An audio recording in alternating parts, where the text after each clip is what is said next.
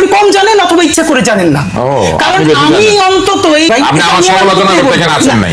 আমি আপনার সমালোচনা করতেও আসছি এবং আমি প্রশ্ন আপনি আমার সমালোচনা নিতে পারবেন না। আপনি আমার হাঁটুর বয়সে দেখা করছেন না। শুনেন, আপনি করেন, আমি করি না। আমি সেইটার উত্তরটা দিতে পারি কিনা। এটি গতকালকে মির্জা ফখরুলের গাজীপুরের বক্তব্য, যেখানে কি স্পষ্ট করেছেন প্রধান উপদেষ্টা নিরপেক্ষ থেকে নিরপেক্ষ ব্যক্তিদের দিয়ে আবার এই যে উপদেষ্টা পরিষদ গঠন করবেন, সেখান থেকে নিরপেক্ষ নির্বাচন। আর রুমিন ফারহানা বললেন যে তাদের তো সবার পাসপোর্ট আছে, বিদেশি তো নাগরিক, তো ওদের তো সমস্যা নেই, সব নাগরিকদের। যেটি বলেছেন আসিফ নজরুল যে নাগরিকদের সেফ দরকার।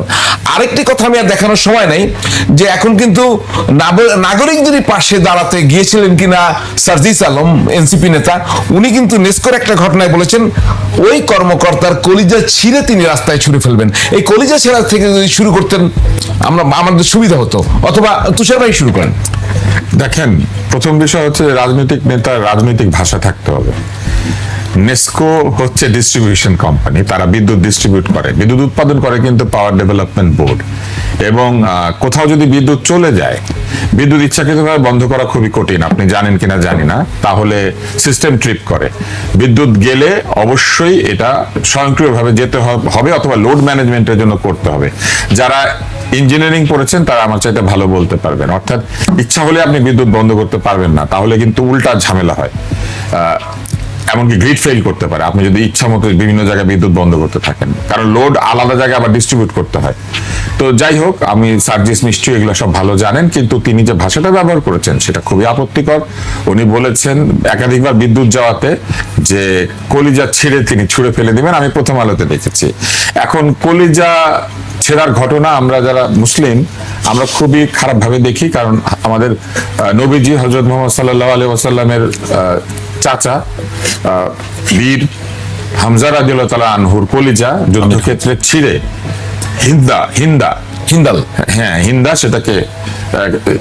সেটাকে ছিঁড়ে নাকি চিবিয়েছিল। এরপরে আমরা এখন যিনি প্রিমিয়ার ব্যাংকের চেয়ারম্যান আরিফুর রহমান, তিনি একটা সংবাদ করেছিলেন বিচিত্রায়, তখন সেখানে আমাদের ঢাকা মেডিকেল কলেজের ডোম খলিলুল্লাহ সে মৃত ব্যক্তির কলিজা ছিঁড়ে সেটাকে সে খেয়ে ফেলতো। আমি তৃতীয় ব্যক্তি পেলাম সার্জিস, যিনি কলিজা ছিঁড়তে চাচ্ছেন। এখন এই যে কলিজা ছেঁড়ার যে কথাটা, এটাও আমার কাছে খুব হাস্যকর মনে হচ্ছে, এই জন্য যে শরীরে এত অঙ্গ থাকতে উনি কলিজা কেন ছিঁড়তে চাচ্ছেন। সাহস কলিজার মধ্যে থাকে, এটা একটা ভুল বাগধারা।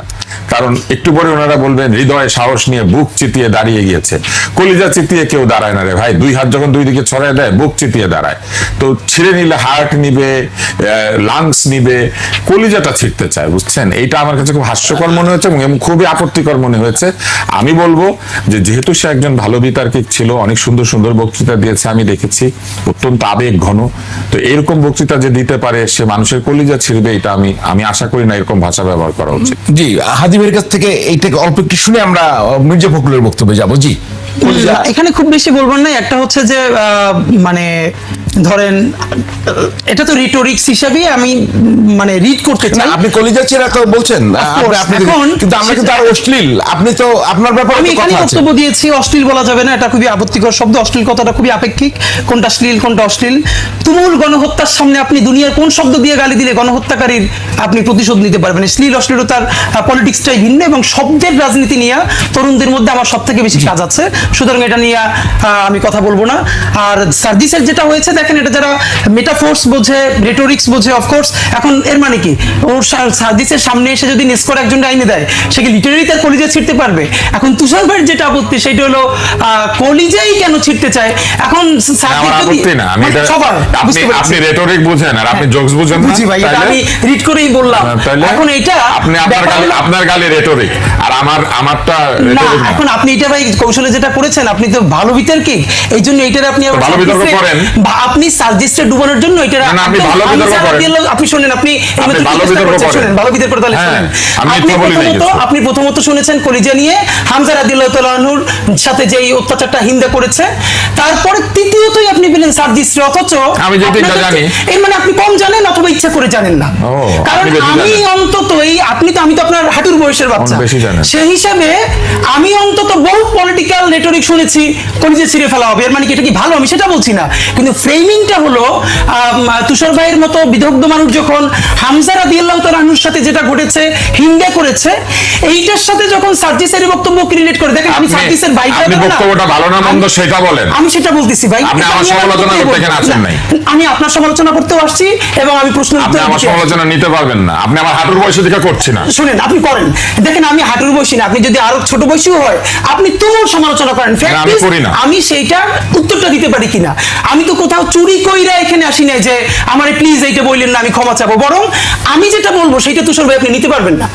আপনি বললে খুবই ট্রিগার্ড হবেন, কষ্ট পাবেন, সিনিয়রদের সাথে এই কাদা ছড়াছড়ি আমরা করতে চাই না, এই জন্য আমরা বলি না। ফ্যাক্ট হলো সার্জিস যেটা বলেছে অবশ্যই সেটা ভুল বলেছে, সার্জিস সেজন্য ক্ষমা চাইবে কিনা সেটা আমরা সবাই বলবো, এবং এটা ভবিষ্যতে যেন না বলেন সেটা অবশ্যই আমরা বলবো, কারণ সেই তো অ্যাপ্রিসিয়েট করছে যে সার্জিস ভালো বিতর্ক করে, এবং অবশ্যই সার্জিসকে এর জন্য দুঃখ প্রকাশ করতে হবে। কিন্তু আমরা ফ্যাক্ট হলো যেটা যতখানি সিগনিফিকেন্ট তার থেকেও যদি সেটাকে আমরা ওইটার সাথে মিলিয়ে ফেলি তাহলে তো ওইটার সিগনিফিকেন্স হারাই যায়। বরং আমি আমার জায়গায় ফিরি, মির্জা ফখরুল ইসলাম আলমগীর সাহেব যেটা বলেছেন খুবই স্বাভাবিক, এটাই তো কথা যে না আসলে কি উপদেষ্টা পরিষদ পুনর্গঠনের জায়গাটা চলে এসেছে কিনা, কেননা যে উপদেষ্টা পরিষদ রয়েছে সেটাকে তিনি নিরপেক্ষ মনে করেন না, ক্লিয়ার। আপনি যদি খুব সংক্ষেপে দিতেন, বলে প্রধান উপদেষ্টাকে নিরপেক্ষ থাকতে হবে, কারণ নিরপেক্ষ, আর উপদেষ্টা পরিষদ নিরপেক্ষ ব্যক্তিদের নিয়ে গঠন করতে হবে। দ্যাট মিনস এই উপদেষ্টা পরিষদ নিরপেক্ষ না, এটা ক্লিয়ার হয়ে গেছে। তাহলে কি উপদেষ্টা পরিষদ গঠন নতুন করে গঠনের ইঙ্গিত দিচ্ছেন কিনা, খুব সংক্ষেপে বলবেন। ব্যাপারটা হলো এর পরেও ধরেন এই যে উপদেষ্টা পরিষদটা, এখানে তো বিএনপি ইনপুট দিয়েছে, জামাত ইসলাম ইনপুট দিয়েছে, সবাই দিয়েছে, তাহলে পরবর্তী যেটা নিরপেক্ষ হবে, এই নিরপেক্ষ কথাটা তো খুবই ভেইগ, এটা কমপ্লিট কিছু না। এখন ধরেন যেটাকে বিএনপি শতভাগ নিরপেক্ষ বলবে, জামাত বা এনসিপি কি সেটাকে আবার নিরপেক্ষ বলবে? মানে কার দৃষ্টিতে নিরপেক্ষতা, অথবা কার কাছে পরীক্ষা দিয়ে আপনি নিরপেক্ষ? দেখেন ব্যক্তির নিরপেক্ষ হওয়া দরকার না, নিরপেক্ষ হলো তার কাজটা। যে কোনো ব্যক্তি, তাহলে এই উপদেষ্টা পরিষদ ঠিক আছে না এটা তো আমি বলছি না, এই উপদেষ্টা পরিষদের মধ্যে অনেক সমস্যা আছে, এবং আপনি যখন ইলেকশনে যাবেন, আপনি যখন ইলেকশনের রুটিন ওয়ার্ক শুরু করবেন, তখন কি এত উপদেষ্টা দরকার আছে? এতগুলো মন্ত্রণালয় ফাংশন করবে, তত্ত্বাবধায়কের মুখটা কি 10-12 জন দিয়ে তারপরে সেটাকে কমিয়ে ইলেকশনকে ফোকাস করে, বাট সেজন্য তফসিলের যখন যাবে এটা তো করতে হবে। তুষার ভাইয়ের কাছে আসছি এই বিষয়ে, এবং আপনি যদি ওই বিষয়ে কথা বলতে চান আপনি বলতে পারেন। না, আমি কোনো বিষয়ে কথা বলতে চাই না। ফখরুল ইসলাম আলমগীরের প্রসঙ্গে এসেছেন, আমি সেটা বলবো। ফখরুল ইসলাম আলমগীর যেটা বলেছেন, ওনারা এই উপদেষ্টা মণ্ডলীর নিরপেক্ষতা নিয়ে এক ধরনের সন্দেহ প্রকাশ করেছেন এই বক্তৃতার ভিতর দিয়ে। আর রুবিন ফারহানা যেটা বলেছেন সেটা তো ফ্যাক্ট। আপনি যেহেতু ফ্যাক্ট চেক করেন, আপনি একদিন বলে দিয়েন ফ্যাক্ট চেক করে যে কার কার বিদেশি পাসপোর্ট আছে, কে কে বিদেশি নাগরিক আমাদের এখানে এসে আমাদের দেশে দণ্ডমুণ্ডের কর্তা হয়ে আমাদেরকে সেফ এক্সিট দিচ্ছে। যে কথাটা ফখরুল ইসলাম আলমগীর বলেছেন, এই অবস্থা তৈরি হয়েছে এই কারণে যে এই উপদেষ্টা মণ্ডলীর বিরুদ্ধে অভিযোগ উত্থাপন করেছে এই উপদেষ্টা মণ্ডলীর নিয়োগকর্তাদেরই একটা অংশ। অতএব এই বিষয়টা আসলে এখন একটা আলোচনার বিষয়বস্তুতে পরিণত হয়েছে। দ্বিতীয়ত, এই উপদেষ্টাদের মধ্যে অনেকেই আছেন যারা প্রকাশ্যে অথবা অপ্রকাশ্যে একাধিক রাজনৈতিক দলের সঙ্গে মেলামেশা করেন, সেগুলোর ভিডিও এসেছে, সেগুলোর ছবি এসেছে। অতএব তারাই যদি ক্ষমতায় থেকে নির্বাচন করেন উপদেষ্টা থেকে, তাহলে এইখানেও প্রশ্ন আসবে যে এক ধরনের সিম্প্যাথাইজার এই উপদেষ্টা মণ্ডলীর মধ্যে আছেন, ফলে তাদেরকে তো অবশ্যই নির্বাচনের আগে হয় এক ধরনের নিরপেক্ষ জায়গায় চলে যেতে হবে, অথবা তারা নিজেরা যদি নির্বাচন করেন পদত্যাগ করে নির্বাচনে চলে আসতে হবে, তাহলে আর কোনো সমস্যা থাকে না।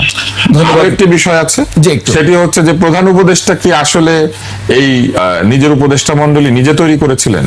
যদি তাই করে থাকেন তাহলে উনি ঠিকই বলেছেন যে প্রধান উপদেষ্টা আবার একটা উপদেষ্টা মণ্ডলী তৈরি করবেন। আর যদি তিনি না করে থাকেন, সকলে মিলে তৈরি করে থাকেন, তাহলে সবাই মিলেই একটা নতুন উপদেষ্টা মণ্ডলী তৈরি করতে হবে। ধন্যবাদ ডক্টর আব্দুল নূর তুষার, আপনাকে অসংখ্য ধন্যবাদ আসার জন্য। শরীফ ওসমান হাদী, আপনাকেও অসংখ্য ধন্যবাদ।